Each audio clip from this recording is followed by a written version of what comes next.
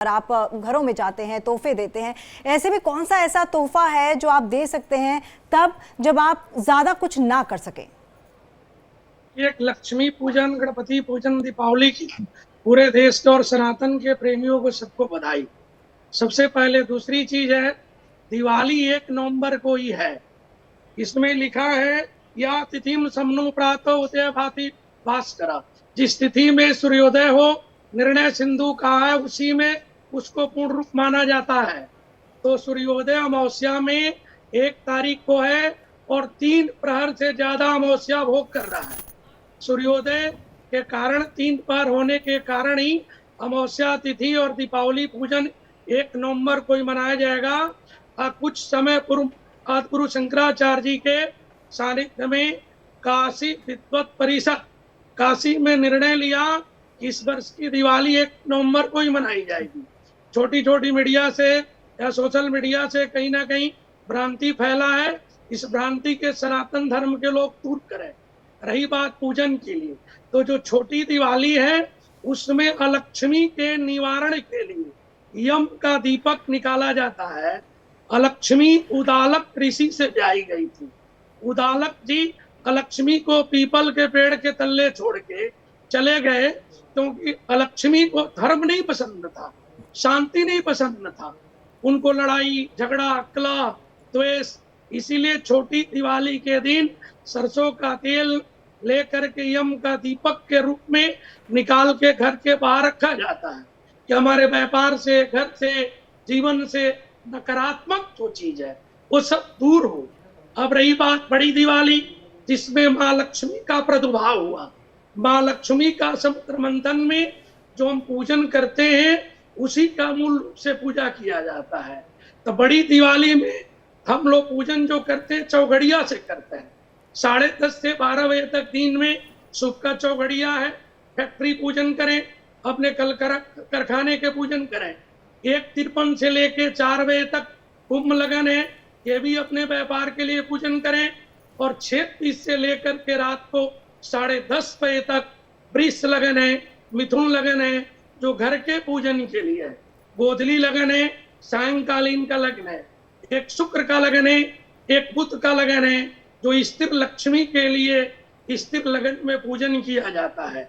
आप पूजन श्री सूक्त से करें या पूर्व सूक्त के मंत्रों के द्वारा करें, कनक धरा स्त्रोत्र के मंत्र के पाठ करें, कमल गट्टा से करें या कमल के पुष्प से माँ लक्ष्मी को शास्त्रार्चन करें। आप कोई पूजा जब अपने घर में करते हैं तो सर्वप्रथम भगवान गणपति को स्थान दिया जाता है। लक्ष्मी पूजन में गणपति लक्ष्मी की मूर्ति हो, पीला आसन हो, कलश हो, मिट्टी का हो, तांबे का हो, चांदी का हो, उसमें जल हो तीर्थों का, आम के पत्ते इत्यादि हो, पंच पल्लव रखें, श्रीफल रखें, नारियल रखें। षोडशोपचार जो पूजन की विधि है या वस्तु है जो आपके पास एकत्रित करें और ब्राह्मण के द्वारा कराएं या खुद करें। अपने मन में सब प्रथम में शांति यज्ञ की कामना की जाती है। जो संकल्प होगा, जो पूजन होगा, अमावस्या तिथि में चित्रा नक्षत्र और स्वाति नक्षत्र में दीपावली पूजन मनाया जाता है। तुला के चंद्रमा, तुला में सूर्य की युक्ति में दीपावली मनाई जाती है। इसीलिए 1 नवंबर के दिन ये सब योग संयोग मिला है। तो सारी दुनिया के भ्रांति को छोड़ के आप सनातन को एकत्रित करते हुए 1 नवंबर को महादिवाली के पूजन करें और भगवान नारायण से, माँ लक्ष्मी से, गणपति से आप प्रार्थना करें। पूरे वर्ष के लिए ये महापूजन किया जाता है। 1 घंटे या 1 घड़ी के पूजा करके आप अपने व्यापार में, कारोबार में 1 साल के लिए शांति चाहते हैं तो सर्वप्रथम मन में भ्रांति नहीं रखना है और आप स्वयं पूजन करें। और लक्ष्मी के लिए लक्ष्मी शास्त्रार्चन, कमल के फूल जरूर हो, 1 फूल हो चाहे 1000 फूल हो, लक्ष्मी को जरूर चढ़ाएं। कमल के फूल का अपना एक महत्व हमेशा से रहा है शास्त्री जी। हितेश्वर नाथ जी, मैं आपसे ये समझना चाहती हूँ, क्योंकि लक्ष्मी पूजन का जिक्र किया जा रहा है, बार बार कहा जा रहा है कि लक्ष्मी को कैसे खुश किया जाए। ये बताइए कि जो घर में लक्ष्मी होती है उसके लिए क्या लेना चाहिए धनतेरस के दिन या दिवाली के दिन? घर की लक्ष्मी को कैसे खुश किया जाए? बहुत अच्छा प्रश्न है। अभी मैं आचार्य जी को सुन रहा था, बहुत अच्छी बात कह रहे थे आचार्य जी कि किस प्रकार शंकराचार्य जी के यहाँ से ये उद्बोधन हुआ है कि दिवाली 1 तारीख को मनाना चाहिए। तो अगर हम स्थिर लगन की बात करते हैं तो स्थिर लगन 31 अक्टूबर को है, और जो निश्चिता काल है वो भी 31 अक्टूबर को ही आ रहा है। लेकिन फिर भी मैं मानता हूं, क्योंकि उनकी बात तो शंकराचार्य जी की बात को काटना नहीं चाहिए, बड़े संत हैं। लेकिन जो आ रहा है, जो दिखा रहा है, वो भी हमें मानना पड़ेगा। तो इसलिए मैं तो यही कहूंगा कि दिवाली 31 को मनाएं या 1 को मनाएं, लेकिन मैं कहूंगा खुशियों की दिवाली मनाएं। और विरोधाभास नहीं होना चाहिए, प्रेम होना चाहिए, प्रेम की दिवाली मनाएं। मेरा तो मानना ये है। दूसरी बात आपने कहा कि घर की लक्ष्मी को क्या देना चाहिए। घर की लक्ष्मी के लिए सबसे बड़ी चीज, घर की जो स्त्री होती है, बेटी होती है, बहन होती है, माँ होती है, हमारी घर की लक्ष्मी है। हमारी मेरी धर्म धर्म पत्नी घर की लक्ष्मी है। तो मैं तो ये कहूंगा कि अगर लक्ष्मी को प्रसन्न करना है तो हर पिता को अपने घर के अंदर अपनी पुत्री को रोजाना सुबह उठ के अगर अपनी पुत्री का चरण छुएंगे तो मैं समझता हूँ लक्ष्मी माँ की विशेष कृपा बनी रहेगी। अगर धर्म पत्नी के अंदर, भगवान ने कहा है, जब भगवान विष्णु की जब लक्ष्मी जी चरण सेवा करती हैं तो क्यों करती हैं उनकी सेवा? कहते हैं कि अगर हम भगवान विष्णु की पूजा करते हैं तो भगवान विष्णु कहते हैं कि मेरे भक्त के घर जाओ, उसको कोई परेशानी नहीं होनी चाहिए। इसलिए भगवान विष्णु की पूजा करके माता लक्ष्मी उस पर कृपा करती है। और मैं ये बताना चाहता हूँ कि अगर आपने अभी प्रश्न किया कि हम घर की स्त्री को क्या दें, घर की लक्ष्मी को, तो घर की लक्ष्मी को तो हम खुशियां देंगे। और कहते हैं कि एक सरगी होती है जिसमें वो उसको जो सास होती है वो साड़ी देती है, साड़ी के साथ उसको सुहाग का सामान देती है। जैसे मेरी माता जी हैं, वो मेरी धर्म पत्नी के लिए साड़ी लाई है, सुहाग का सामान लाई है, और भी कई चीजें, सुंदर सुंदर चीजें मेरी परिवार में दी जाएंगी, जो कल के दिन जब 1 को या 31 को जो भी हम लोग सब मनाएंगे, जो लक्ष्मी की पूजा होगी उसके तुरंत बाद उसी समय पहले धर्म पत्नी को दिया जाएगा, और हमारी पुत्री को विशेष करके उसके पैरों में महावर लगा के उसको चरण स्पर्श करके हम लोग उसको प्रणाम करके, क्योंकि लक्ष्मी का स्वरूप होती है। बेटी हमारी जननी होती है, क्योंकि जन्म देने वाली बेटियां सहनशील होती हैं, बेटियां परिवार को चलाने वाली होती हैं। धर्म, हम राष्ट्र और धर्म की बात करें तो बेटी ही होती है जो राष्ट्र को चलाती है, धर्म को चलाती है, संस्कार को चलाती है, संस्कृति को चलाती है। आवाज नहीं मिल पा रही है, लग रहा है तमन्ना। चलिए अब आचार्य राज मिश्रा जी का रुख कर लेते हैं। आचार्य जी, मैं आपसे ये जानना चाहूंगी कि कई बार ऐसा होता है कि त्योहार वाले दिन हमें अचानक कहीं जाना पड़ता है, ऐसे में पूजा में शामिल नहीं हो पाते हैं। ऐसे में कौन सा ऐसे मंत्र का उच्चारण करें कि पूजा का वही फल हमें मंत्रों के द्वारा मिल जाए? सबसे पहले एक बात ध्यान रखिएगा कि पूजा का तात्पर्य सिर्फ आपने शायद गोपियों का वाला शब्द सुना होगा। उद्धव जी जब आते हैं भगवान कृष्ण को ब्रह्म बताने के लिए, कहते हैं कि जिनको तुम आराधना कर रहे हो ना वो ब्रह्म है। तो गोपियों को समझाने का प्रयास किया, तो गोपियों ने एक बड़ा सुंदर गीत गाया था, ये तो प्रेम की बात है उद्धव, बंदगी तेरे बस की नहीं है। यहाँ दम दम पे होती है पूजा, सर झुकाने की फुर्सत नहीं है। इस भजन का एक अगला पार्ट है, मैं पीछे वाला नहीं ले रहा हूं, आपका समय इंपॉर्टेंट है। तो इस कारण से, और भगवान राम ने सुंदरकांड में अपने मुख से कहा कि निर्मल मन जन सो मोहि पावा और मोहि कपट छल छिद्र न पावा। मुझे निर्मल मन पसंद है, मुझे कपट पसंद नहीं है, मुझे छल पसंद नहीं है। तो आप किसी भी परिस्थिति के अंतर्गत कहीं भी बैठ करके श्रद्धा पूर्वक भगवान की आराधना करें। आप जहां जा रहे हैं वहां बैठ करके लक्ष्मी पूजन कर सकते हैं। यदि किसी मंत्र की विशेष रूप से आराधना की आप मुझसे पूछेंगे कौन से मंत्र को चैंट करें, तो सबसे पहले मैं आपको बड़ा सुंदर एक बात, श्री रामचरितमानस की एक चौपाई है, क्योंकि भगवान राम का आगमन हुआ था। मंगल भवन अमंगल हारी द्रवं सुदशरथ अजिर बिहारी। ये चौपाई श्रद्धा से आपको इसका गायन करना चाहिए। अच्छा, भगवान राम के आगमन को लेकर के, क्योंकि जब अयोध्या में आए हैं तो उत्तरकांड के अंतर्गत एक दोहा से श्री रामचरितमानस के लेकर के और 10-15 दोहे तक देवताओं का पूजन, गणेश जी का पूजन, लक्ष्मी जी का पूजन, भगवान राम का राज्याभिषेक, पितरों को मनाना, ये सब उसके अंदर वर्णन किया गया है। तो यदि पॉसिबल हो तो चाहे कहीं जा भी रहे तो गाड़ी में बैठ करके इनका श्रद्धापूर्वक पाठ कर लें। यदि कोई स्पेसिफिक आप मंत्र जप करना चाहते हैं तो ओम गंगणपतये नमः नोट कर सकते हैं। ओम गंगणपतये, इसे आप सबको याद हो जाएगा। और महालक्ष्मी की गायत्री है, ओम महालक्ष्मी च विद्महे विष्णु पत्नी च धीमहि तन्नो लक्ष्मी प्रचोदयात्। इजिली आपको गूगल पे आप डालेंगे लक्ष्मी जी की गायत्री तो आपको यह मंत्र मिल जाएगा। दोनों को श्रद्धा पूर्वक बैठ करके जप किया जाए। ध्यान रखिए सामग्री इंपॉर्टेंट नहीं है। इस बात को हमें बड़ा ध्यान रखना चाहिए। जिन भगवान की वेद स्तुति करते हैं, हम उनको मंत्र से प्रसन्न कर पाए, ये हमारे आपके बस की बात नहीं है। जिनकी पत्नी स्वयं लक्ष्मी जी हैं, या जिन लक्ष्मी जी के पिता स्वयं समुद्र हैं, उनको हम फल मिठाई या सामग्री चढ़ा करके प्रसन्न कर पाए, इसकी पॉसिबिलिटी नहीं है। हम और आप यदि श्रद्धा पूर्वक अपने मन से भगवान की प्रार्थना करेंगे, कहीं भी करेंगे, किसी भी परिस्थिति में करेंगे, तो भगवान आपकी कामना को जरूर श्रवण करते हैं और आपकी कामना को पूरी करते हैं। तो मेरे दृष्टि में यदि कहीं आपको जाना पड़ रहा है, गाड़ी में श्री रामचरितमानस खोल लीजिए और सुंदर उसकी चौपाइयों का पाठ कीजिए और ये महसूस कीजिए कि भगवान हमारे घर में आ रहे हैं। आदिगुरु शंकराचार्य ने मानसिक पूजन का वर्णन किया है, जिसमें किसी सामग्री का वर्णन ही नहीं किया है। उन्होंने कहा सिर्फ अपने नेत्रों को बंद करके मन में ये ध्यान कर लीजिए कि हम भगवान को ये अर्पण कर रहे हैं, तो भगवान उसको स्वीकार कर लेते हैं। तो यदि आप कहीं जा रहे हैं, अपने गाड़ी में बैठिए, ट्रेन में बैठिए, बस में बैठिए और उस समय बैठ करके ध्यान कीजिए,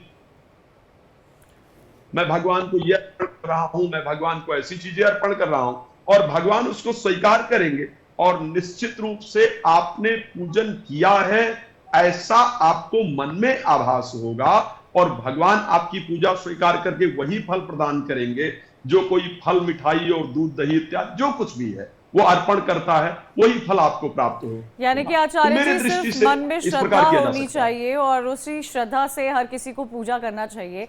डीपी शास्त्री जी, आचार्य, हाँ, मैं आपसे ये समझना चाहती हूँ आचार्य जी कि कहा जाता है कि दिवाली के मौके पर नए वस्त्र पहनने चाहिए, पूरे परिवार में पहनने चाहिए। दिवाली की सफाई जो है दिवाली से 1 महीने पहले ही शुरू हो जाती है। घर में डेंटिंग पेंटिंग चल रही होती है, सफाई चल रही होती है, पंखे साफ किए जा रहे होते हैं, किचन को दोबारा से नया किया जाता है। इन सब चीज़ों का क्या महत्व होता है? घर के बाहर कहा जाता है रंगोली बनानी चाहिए। सफाई लक्ष्मी माता को कहते हैं बहुत प्रिय होती है और लक्ष्मी को ही बुलाने के लिए एक घर को पूरी दुल्हन की तरह सजाया जाता है। देखिए, तुला में सूरज नीच का होता है, इसी कारण सूरज का जो प्रभाव है पृथ्वी पे ना के बराबर होता है। रोग इत्यादि, व्याधि इत्यादि की बढ़ोतरी होती है। कार्तिक स्नान, इसी में लक्ष्मी पूजन आता है, कई सारा व्रत होता है इस महीना में, इसीलिए सफाई ज्यादा जरूरी है। मन की सफाई भी हो और तन की सफाई हो, प्रकृति की सफाई हो और राष्ट्र की भी सफाई हो। लक्ष्मी का जो स्वरूप है, सतयुग में लक्ष्मी है, समुद्र से है। त्रेता में लक्ष्मी गंधद्वाराम दुरादर्शाम, मिट्टी से सीता है। द्वापर में लक्ष्मी रुक्मिणी है, कमल के पुष्प से है। और कलयुग में लक्ष्मी माँ वैष्णवी है, जो वैष्णो देवी आप दर्शन करती हैं वो पाषाण में। ये हर युग के अलग अलग लक्ष्मी का स्वरूप दिया है। माँ लक्ष्मी जब आपके घर में आएंगी तो सफाई तो ज्यादा जरूरी है। सफाई खूब करें, जितना करें सब ठीक करें, बल्कि लक्ष्मी पूजन में खास करके आपको अपने घर में अन्न का पूजन, गेहूं इत्यादि कलश के नीचे जरूर रखें। मिष्टान, फल, पुष्प नाना प्रकार के जो आपसे मिले रखें। और साथ में हल्दी, धनिया, कमलगट्टा, कमल का पुष्प, ये लक्ष्मी को बड़ा प्रिय है। इसको रखने से घर में स्थिर लक्ष्मी की प्राप्ति होती है। बड़ा अच्छा मंत्र बताए थे राची, तदेव लग्नम सुदिनम तदेव ताराबलम चंद्रबलम तदेव। जिस घड़ी में, जिस काल में आप बैठ जाएं, वही आपका मंगलमय हो जाए। स्वाति नक्षत्र राहु का नक्षत्र है। अनीच के सूर्य में ये जो योग बनता है लक्ष्मी पूजन का, जो हम लोग करते हैं, माँ के प्रादुर्भाव होने के कारण करते हैं। और मंगल के नक्षत्र और राहु का नक्षत्र लक्ष्मी पूजन में लिया गया है। जो मिल रहा है इस वर्ष में, मंगल का नक्षत्र मिल रहा है। और साथ में एक चीज आपको बता दें कैसे पूजा करें। पूजा तो आपके भाव से है। रिद्धि दो, सिद्धि दो, वंश में वृद्धि दो, बागवानी हृदय में स्थान दो, चित्त में ध्यान दो, अभय वरदान दो।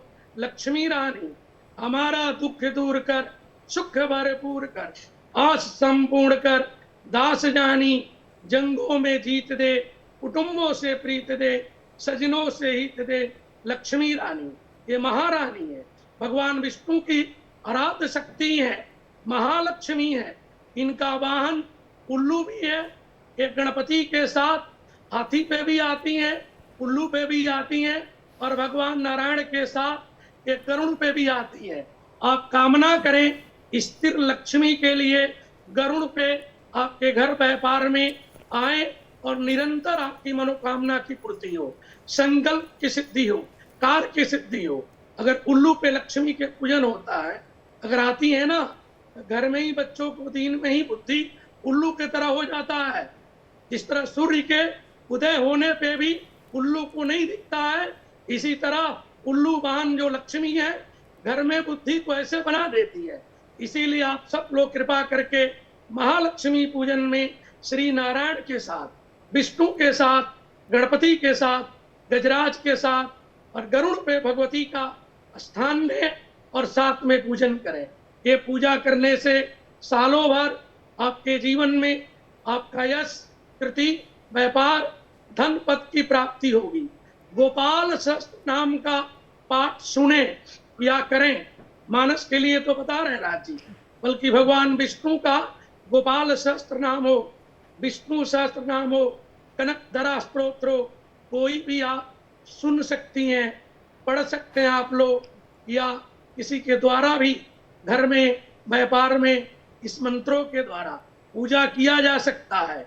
जिस भाव से आप भगवान को, भगवती को अपने घर में स्थान देंगे, निश्चय रूप से माँ लक्ष्मी, श्री नारायण, गणपति आपके जीवन के मंगल करेंगे और आपके जीवन में मंगल की ही प्राप्ति होगी। ये महालक्ष्मी पूजन है। ये देवता भी किए हैं, असुर भी किए हैं, गंधर्व किन्नर भी करते हैं।